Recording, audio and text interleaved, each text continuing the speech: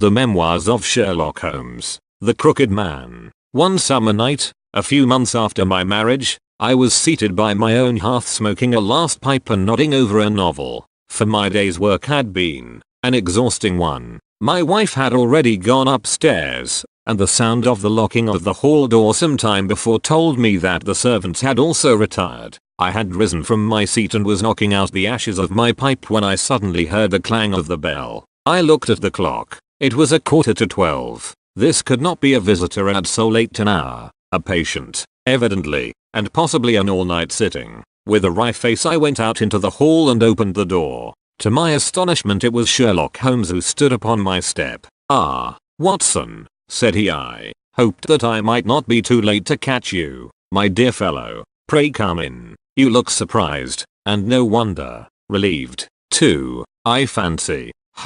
You still smoke the Arcadia mixture of your bachelor days then. There's no mistaking that fluffy ash upon your coat. It's easy to tell that you have been accustomed to wear a uniform. Watson, you'll never pass as a purebred civilian as long as you keep that habit of carrying your handkerchief in your sleeve. Could you put me up tonight? With pleasure. You told me that you had bachelor quarters for one, and I see that you have no gentleman visitor at present. Your hat stand proclaims as much. I shall be delighted if you will stay. Thank you. I'll fill the vacant peg then. Sorry to see that you've had the British workman in the house. He's a token of evil. Not the drains, I hope. No, the gas. Ah, he has left 2 nail marks from his boot upon your linoleum just where the light strikes it. No, thank you. I had some supper at Waterloo, but I'll smoke a pipe with you with pleasure. I handed him my pouch, and he seated himself opposite to me and smoked for some time in silence. I was well aware that nothing but business of importance would have brought him to me at such an hour, so I waited patiently until he should come round to it.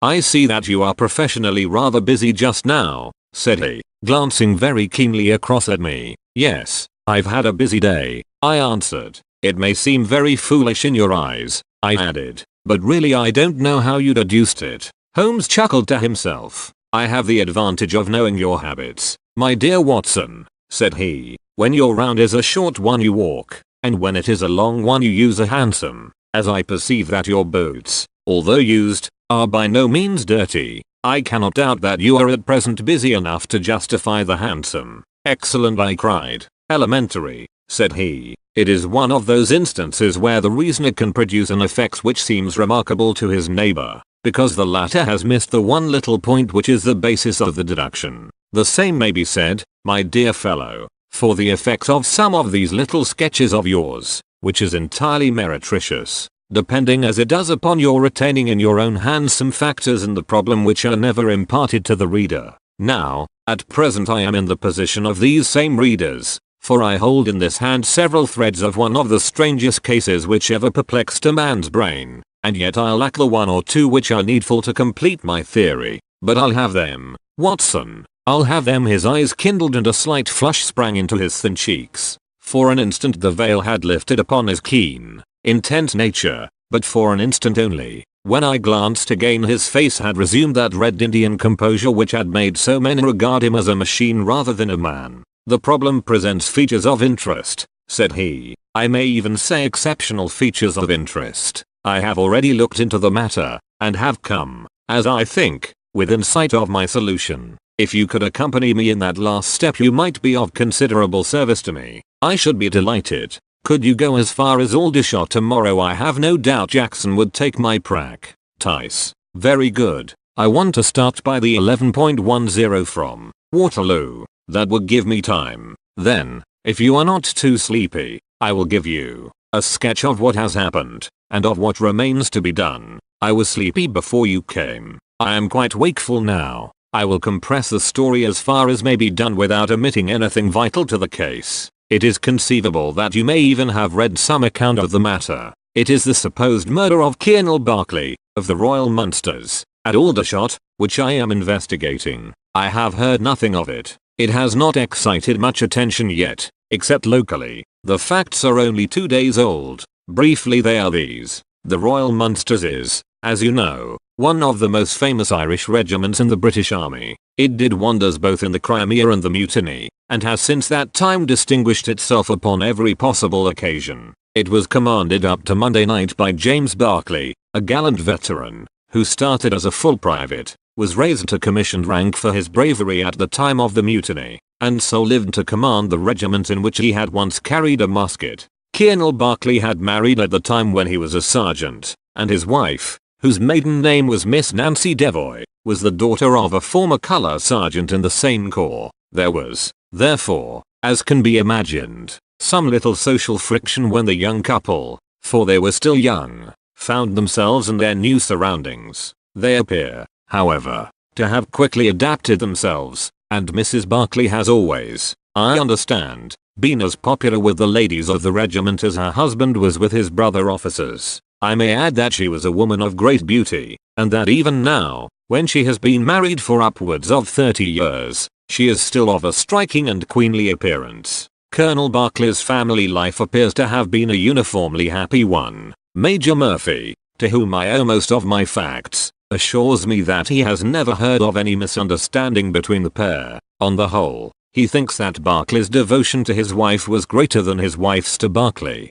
He was acutely uneasy if he were absent from her for a day. She, on the other hand, though devoted and faithful, was less obtrusively affectionate, but they were regarded in the regiment as the very model of a middle-aged couple. There was absolutely nothing in their mutual relations to prepare people for the tragedy which was to follow. Colonel Barclay himself seems to have had some singular traits in his character. He was a dashing, jovial old soldier in his usual mood, but there were occasions on which he seemed to show himself capable of considerable violence and vindictiveness. This side of his nature, however, appears never to have been turned towards his wife. Another fact, which had struck Major Murphy and 3 out of 5 of the other officers with whom I conversed, was the singular sort of depression which came upon him at times. As the Major expressed it, the smile had often been struck from his mouth, as if by some invisible hand, when he has been joining the gaieties and chaff of the mess table. For days on end, when the mood was on him,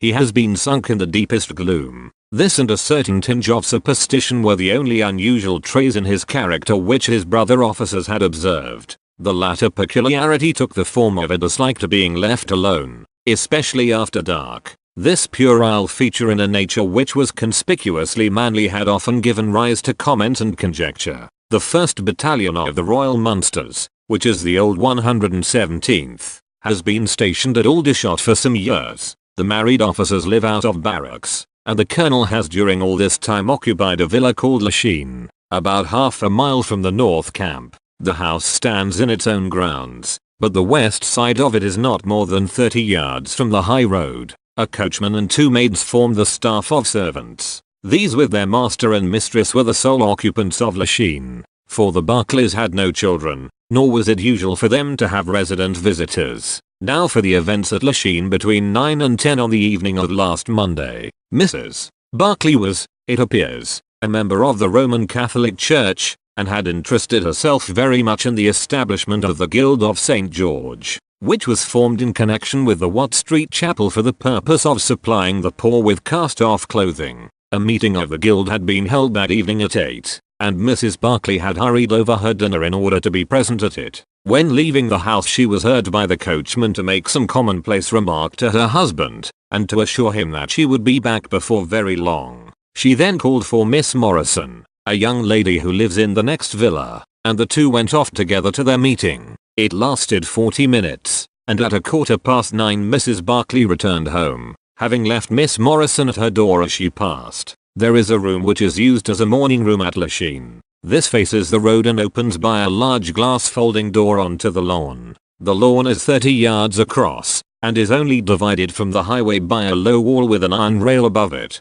It was into this room that Mrs. Barclay went upon her return. The blinds were not down, for the room was seldom used in the evening, but Mrs. Barclay herself lit the lamp and then rang the bell, asking Jane Stewart, the housemaid, to bring her a cup of tea, which was quite contrary to her usual habits. The colonel had been sitting in the dining room, but hearing that his wife had returned he joined her in the morning room. The coachman saw him cross the hall and enter it. He was never seen again alive. The tea which had been ordered was brought up at the end of 10 minutes, but the maid, as she approached the door, was surprised to hear the voices of her master and mistress in furious altercation. She knocked without receiving any answer, and even turned the handle, but only to find that the door was locked upon the inside. Naturally enough, she ran down to tell the cook, and the two women with the coachman came up into the hall and listened to the dispute which was still raging. They all agreed that only two voices were to be heard, those of Barclay and of his wife. Barclay's remarks were subdued and abrupt, so that none of them were audible to the listeners. The ladies, on the other hand, were most bitter, and when she raised her voice could be plainly heard. "You coward," she repeated over and over again. "What can be done now? What can be done now? Give me back my life. I will never so much as breathe the same air with you again. You coward. You coward." Those were scraps of her conversation, ending in a sudden dreadful cry in the man's voice, with a crash, and a piercing scream from the woman. Convinced that some tragedy had occurred, the coachman rushed to the door and strove to force it, while scream after scream issued from within. He was unable, however, to make his way in, and the maids were too distracted with fear to be of any assistance to him. A sudden thought struck him, however, and he ran through the hall door and round to the lawn upon which the long French windows open. One side of the window was open, which I understand was quite usual in the summertime, and he passed without difficulty into the room. His mistress had ceased to scream and was stretched insensible upon a couch, while with his feet tilted over the side of an armchair, and his head upon the ground near the corner of the fender, was lying the unfortunate soldier stone dead in a pool of his own blood. Naturally, the coachman's first thought, on finding that he could do nothing for his master, was to open the door. But here an unexpected and singular difficulty presented itself. The key was not in the inner side of the door, nor could he find it anywhere in the room. He went out again, therefore, through the window, and having obtained the help of a policeman and of a medical man, he returned. The lady, against whom naturally the strongest suspicion rested, was removed to her room, still in a state of insensibility. The colonel's body was then placed upon the sofa, and a careful examination made of the scene of the tragedy. The injury from which the unfortunate veteran was suffering was found to be a jagged cut some 2 inches long at the back part of his head, which had evidently been caused by a violent blow from a blunt weapon. Nor was it difficult to guess what that weapon may have been. Upon the floor, close to the body, was lying a singular club of hard carved wood with a bone handle. The colonel possessed a varied collection of weapons brought from the different countries in which he had fought, and it is conjectured by the police that his club was among his trophies. The servants deny having seen it before, but among the numerous curiosities in the house it is possible that it may have been overlooked. Nothing else of importance was discovered in the room by the police, save the inexplicable fact that neither upon Mrs. Barclay's person nor upon that of the victim nor in any part of the room was the missing key to be found. The door had eventually to be opened by a locksmith from Aldershot. That was the state of things, Watson, when upon the Tuesday morning I, at the request of Major Murphy, went down to Aldershot to supplement the efforts of the police. I think that you will acknowledge that the problem was already one of interest, but my observations soon made me realize that it was in truth much more extraordinary than would at first sight appear.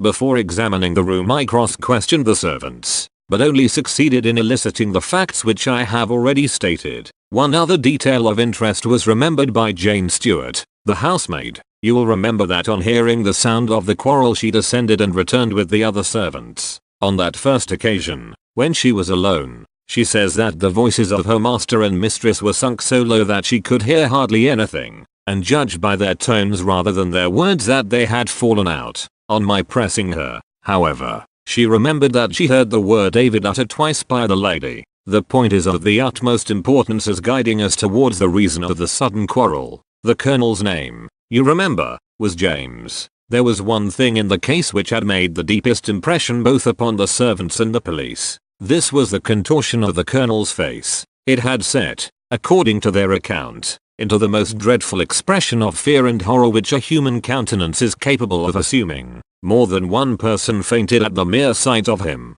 so terrible was the effect. It was quite certain that he had foreseen his fate, and that it had caused him the utmost horror. This, of course, fitted in well enough with the police theory. If the colonel could have seen his wife making a murderous attack upon him, nor was the fact of the wound being on the back of his head a fatal objection to this, as he might have turned to avoid the blow. No information could be got from the lady herself, who was temporarily insane from an acute attack of brain fever. From the police I learned that Miss Morrison, who you remember went out that evening with Mrs. Barclay, denied having any knowledge of what it was which had caused the ill humor in which her companion had returned. Having gathered these facts, Watson, I smoked several pipes over them, trying to separate those which were crucial from others which were merely incidental. There could be no question that the most distinctive and suggestive point in the case was the singular disappearance of the door key. A most careful search had failed to discover it in the room. Therefore it must have been taken from it.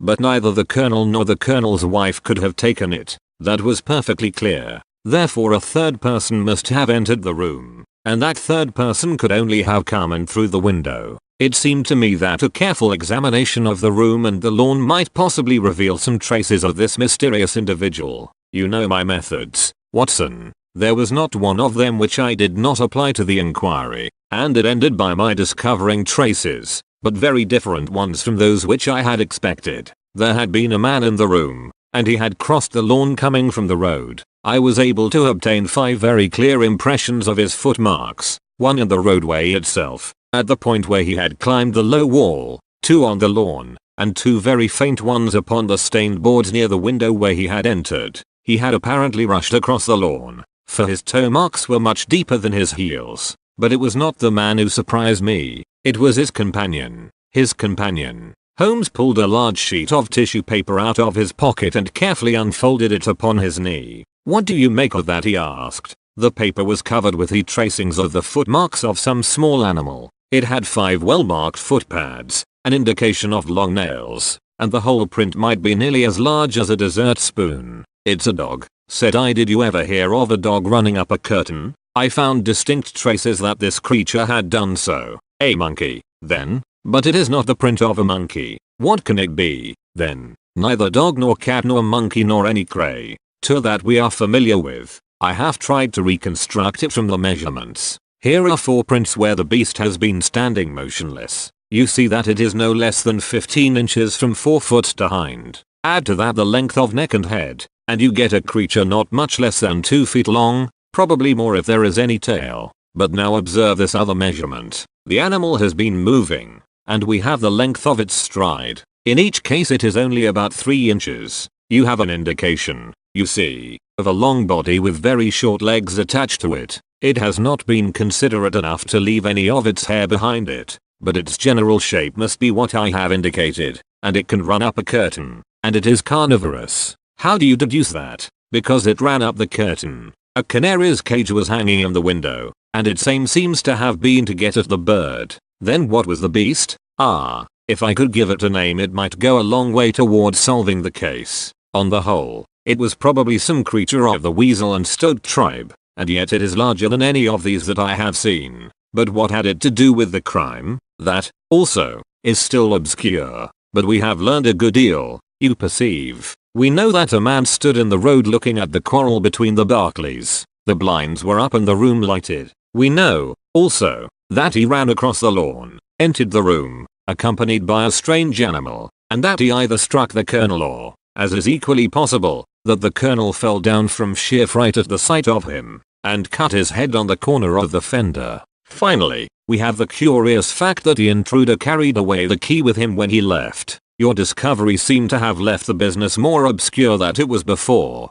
said I. "Quite so. They undoubtedly showed that the affair was much deeper than was at first conjectured. I thought the matter over, and I came to the conclusion that I must approach the case from another aspect. But really, Watson, I am keeping you up, and I might just as well tell you all this on our way to Aldershot tomorrow." "Thank you. You have gone rather too far to stop. It is quite certain that when Mrs. Barclay left the house at 7:30 she was on good terms with her husband. She was never, as I think I have said, ostentatiously affectionate, but she was heard by the coachman chatting with the colonel in a friendly fashion. Now, it was equally certain that, immediately on her return, she had gone to the room in which she was least likely to see her husband, had flown to tea as an agitated woman will, and finally, on his coming into her, had broken into violent recriminations. Therefore something had occurred between 7:30 and 9 o'clock which had completely altered her feelings towards him.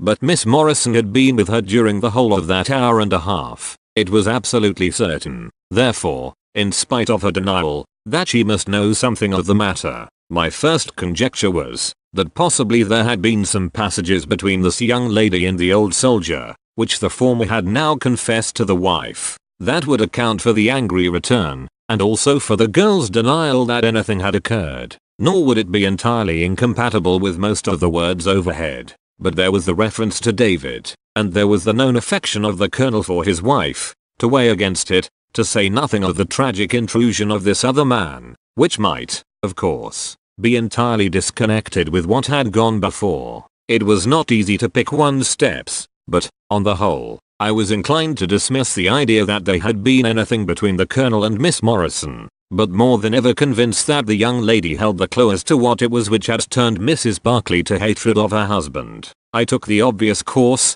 therefore, of calling upon Miss M, of explaining to her that I was perfectly certain that she held the facts in her possession, and of assuring her that her friend, Mrs. Barclay, might find herself in the dock upon a capital charge unless the matter were cleared up. Miss Morrison is a little ethereal slip of a girl, with timid eyes and blonde hair, but I found her by no means wanting in shrewdness and common sense. She sat thinking for some time after I had spoken, and then, turning to me with a brisk air of resolution, she broke into a remarkable statement which I will condense for your benefit. I promised my friend that I would say nothing of the matter, and a promise is a promise, said she, but if I can really help her when so serious a charge is laid against her, and when her own mouth, poor darling, is closed by illness, then I think I am absolved from my promise. I will tell you exactly what happened upon Monday evening. We were returning from the Watt Street mission about 8:45 o'clock. On our way we had to pass through Hudson Street, which is a very quiet thoroughfare. There is only one lamp in it, up on the left-hand side, and as we approached this lamp I saw a man coming towards us with his back very bent, and something like a box slung over one of his shoulders. He appeared to be deformed, for he carried his head low and walked with his knees bent. We were passing him when he raised his face to look at us in the circle of light thrown by the lamp, and as he did so he stopped and screamed out in a dreadful voice, "My God, it's Nancy!" Mrs. Barclay turned as white as death, and would have fallen down had the dreadful-looking creature not caught hold of her. I was going to call for the police, but she, to my surprise, spoke quite civilly to the fellow. "I thought you had been dead this 30 years, Henry," said she, in a shaking voice. "So I have," said he, and it was awful to hear the tones that he said it in. He had a very dark, fearsome face, and a gleam in his eyes that comes back to me in my dreams. His hair and whiskers were shot with grey, and his face was all crinkled and puckered like a withered apple.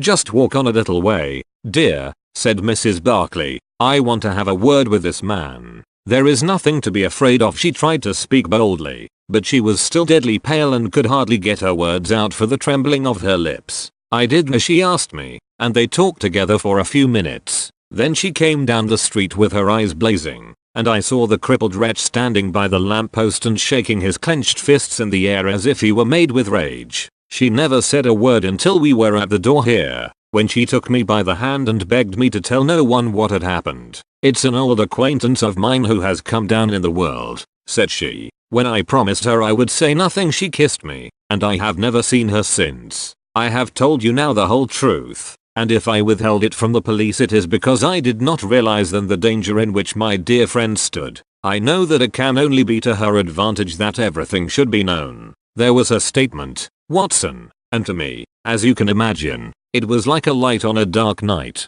Everything which had been disconnected before began at once to assume its true place, and I had a shadowy presentiment of the whole sequence of events. My next step obviously was to find the man who had produced such a remarkable impression upon Mrs. Barclay. If he was still in Aldershot it should not be a very difficult matter. There are not such a very great number of civilians, and a deformed man was sure to have attracted attention. I spent a day in the search, and by evening, this very evening, Watson, I had run him down. The man's name is Henry Wood, and he lives in lodgings in this same street in which the ladies met him. He has only been 5 days in the place. In the character of a registration agent I had a most interesting gossip with his landlady. The man is by trade a conjurer and performer, going round the canteens after nightfall, and giving a little entertainment at each. He carries some creature about with him in that box, about which the landlady seemed to be in considerable trepidation, for she had never seen an animal like it. He uses it in some of his tricks according to her account. So much the woman was able to tell me, and also that it was a wonder the man lived, seeing how twisted he was, and that he spoke in a strange tongue sometimes, and that for the last 2 nights she had heard him groaning and weeping in his bedroom. He was alright, as far as money went, but in his deposit he had given her what looked like a bad florin. She showed it to me, Watson, and it was an Indian rupee. So now, my dear fellow, you see exactly how we stand and why it is I want you. It is perfectly plain that after the ladies parted from this man he followed them at a distance, that he saw the quarrel between husband and wife through the window, that he rushed in, and that the creature which he carried in his box got loose. That is all very certain, but he is the only person in this world who can tell us exactly what happened in that room. And you intend to ask him? Most certainly, but in the presence of a witness, and I am the witness, if you will be so good. If he can clear the matter up, well and good. If he refuses, we have no alternative but to apply for a warrant. But how do you know he'll be there when we return? You may be sure that I took some precautions. I have one of my Baker Street boys mounting guard over him who would stick to him like a burr, go where he might. We shall find him in Hudson Street tomorrow, Watson, and meanwhile I should be the criminal myself if I kept you out of bed any longer. It was midday when we found ourselves at the scene of the tragedy, and, under my companion's guidance, we made our way at once to Hudson Street. In spite of his capacity for concealing his emotions, I could easily see that Holmes was in a state of suppressed excitement, while I was myself tingling with that half-sporting, half-intellectual pleasure which I invariably experienced when I associated myself with him in his investigations. "This is the street," said he, as we turned into a short thoroughfare lined with plain 2-storied brick houses. "Ah, here is Simpson to report. He's an all right, Mr. Holmes," cried a small street Arab, running up to us. "Good, Simpson," said Holmes, patting him on the head. "Come along, Watson. This is the house." He sent in his card with a message that he had come on important business, and a moment later we were face to face with the man whom we had come to see. In spite of the warm weather he was crouching over a fire, and the little room was like an oven. The man sat all twisted and huddled in his chair in a way which gave an indescribable impression of deformity, but the face which he turned towards us, though worn and swarthy, must at some time have been remarkable for its beauty. He looked suspiciously at us now out of yellow shot, bilious eyes, and, without speaking or rising, he waved towards 2 chairs. "Mr. Henry Wood, late of India, I believe," said Holmes, affably. "I've come over this little matter of Colonel Berkeley's death. What should I know about that? That's what I want to ascertain. You know, I suppose, that unless the matter is cleared up, Mrs. Berkeley, who is an old friend of yours, will in all probability be tried for murder." The man gave a violent start. "I don't know who you are," he cried, "nor how you come to know what you do know, but will you swear that this is true that you tell me? Why, they are only waiting for her to come to her senses to arrest her. My God, are you in the police yourself, number? What business is it of yours, then? It's every man's business to see justice done. You can take my word that she is innocent, then you are guilty." "No, I am not." "Who killed Colonel James Berkeley, then?" "It was a just providence that killed him, but, mind you this, that if I had knocked his brains out, as it was in my heart to do, he would have had no more than his due from my hands. If his own guilty conscience had not struck him down, it is likely enough that I might have had his blood upon my soul. You want me to tell the story? Well, I don't know why I shouldn't, for there's no cause for me to be ashamed of it. It was in this way, sir. You see me now with my back like a camel and my ribs all awry, but there was a time when Corporal Henry Wood was the smartest man in the 117th foot. We were in India then, in cantonments, at a place we'll call Bertie. Berkeley, who died the other day, was sergeant in the same company as myself, and the belle of the regiment. I, and the finest girl that ever had the breath of life between her lips, was Nancy Devoy, the daughter of the color sergeant. There were 2 men that loved her, and one that she loved, and you'll smile when you look at this poor thing huddled before the fire, and hear me say that it was for my good looks that she loved me. Well, though I had her heart, Her father was set upon her marrying Barclay. I was a hirumskarum, reckless lad, and he had had an education, and was already marked for the sword belt. But the girl held true to me, and it seemed that I would have had her when the mutiny broke out, and all hell was loose in the country. We were shut up in Bertie, the regiment of us with half a battery of artillery, a company of Sikhs, and a lot of civilians and women folk. There were 10,000 rebels round us, and they were as keen as a set of terriers round a rat cage. About the second week of it our water gave out, and it was a question whether we could communicate with General Neal's column, which was moving up country. It was our only chance, for we could not hope to fight our way out with all the women and children. So I volunteered to go out and to warn General Neal of our danger. My offer was accepted, and I talked it over with Sergeant Barclay, who was supposed to know the ground better than any other man, and who drew up a route by which I might get through the rebel lines. At 10 o'clock the same night I started off upon my journey. There were 1,000 lives to save, but it was of only one that I was thinking when I dropped over the wall that night. My way ran down a dried up watercourse, which we hoped would screen me from the enemy's sentries, but as I crept round the corner of it I walked right into 6 of them,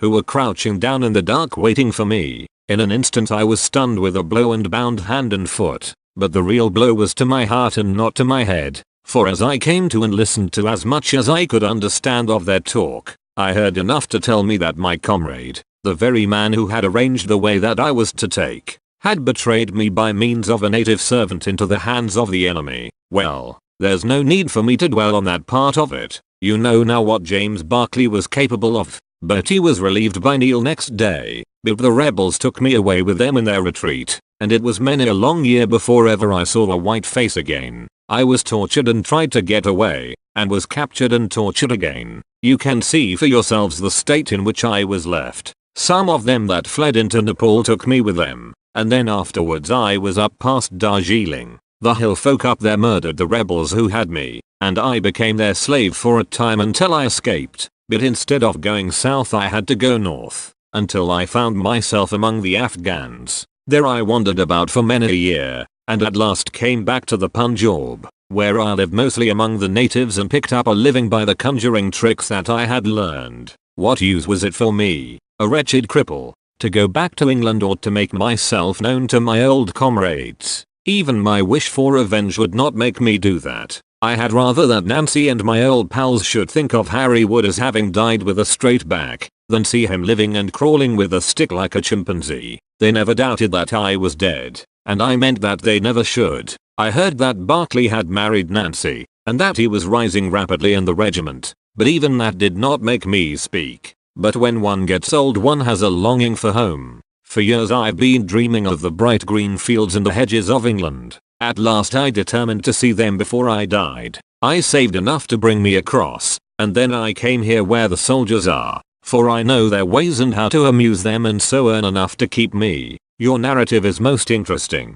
said Sherlock Holmes. I have already heard of your meeting with Mrs. Barclay, and your mutual recognition. You then, as I understand, followed her home and saw through the window an altercation between her husband and her, in which he doubtless cast his conduct to you in his teeth. Your own feelings overcame you, and you ran across the lawn and broke in upon them. I did, sir, and at the sight of me he looked as I have never seen a man look before, and over he went with his head on the fender, but he was dead before he fell. I read death on his face as plain as I can read that text over the fire. The bare sight of me was like a bullet through his guilty heart, and then Nancy fainted, and I caught up the key of the door from her hand, intending to unlock it and get help. But as I was doing it seemed to me better to leave it alone and get away, for the thing might look black against me, and anyway my secret would be out if I were taken. In my haste I thrust the key into my pocket, and dropped my stick while I was chasing Teddy,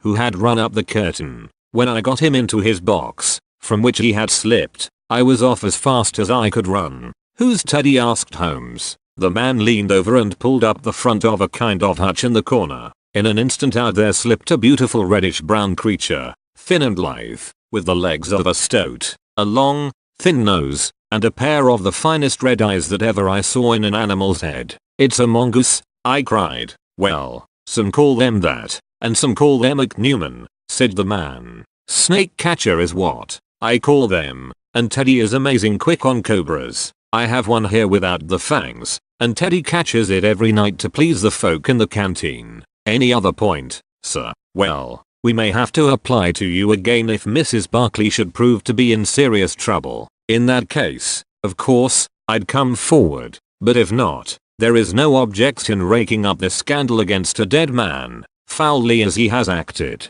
You have at least the satisfaction of knowing that for 30 years of his life his conscience bitterly reproached him for this wicked deed. Ah, there goes Major Murphy on the other side of the street. Goodbye, Wood. I want to learn if anything has happened since yesterday. We were in time to overtake the Major before he reached the corner. Ah, Holmes, he said. I suppose you have heard that all this fuss has come to nothing? What then? The inquest is just over. The medical evidence showed conclusively that death was due to apoplexy. You see, it was quite a simple case after all. Oh, remarkably superficial, said Holmes, smiling. Come, Watson, I don't think we shall be wanted in Aldershot anymore. There's one thing, said I, as we walked down to the station. If the husband's name was James, and the other was Henry, what was this talk about David? That one word, my dear Watson, should have told me the whole story had I been the ideal reasoner which you are so fond of depicting. It was evidently a term of reproach. Of reproach? Yes. David strayed a little occasionally, you know, and on one occasion in the same direction as Sergeant James Barkley. You remember the small affair of Uriah and Bathsheba? My biblical knowledge is a trifle rusty, I fear, but you will find the story in the 1st or 2nd of Samuel.